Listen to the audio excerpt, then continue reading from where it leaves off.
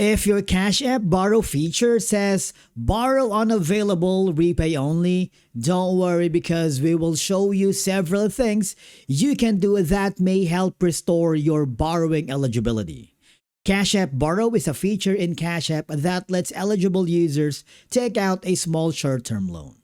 So the first thing that you need to do is make sure you are using the latest version of Cash App. To go to the App Store if you're using an iPhone or the Google Play Store if you're using an Android, search for Cash App and install any available updates. Running the latest version ensures you have the newest features, bug fixes, and eligibility updates. Next is you want to make sure to check your borrow section and make sure you don't have any unpaid or overdue loan payments. If you still have a balance, pay it off in full. Keeping your borrowing history current and free of missed payments is important for maintaining eligibility. And of course, make sure that the debit card linked to your Cash App account is active and valid. If your card has expired, been replaced, or is no longer working, you need to update that with your current debit card information. And if you have an outstanding borrow balance, paying it in full may also improve your chances of becoming eligible again. Cash App Borrow may require a fully verified account.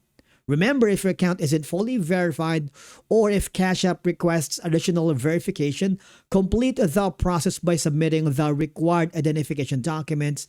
And if you have already verified your account but are asked to verify again, follow the prompt and resubmit the requested documents. And if you have updated the app, paid off your borrow balance, confirm your debit card is active, and completed account verification, but you are still seeing the borrow unavailable and repay only, I need you to contact the Cash App support.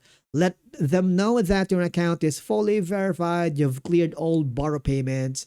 Ask them to review your borrow eligibility and confirm whether any additional requirements need to be met. Keep in mind, meeting these steps does not guarantee that the borrow feature will be restored.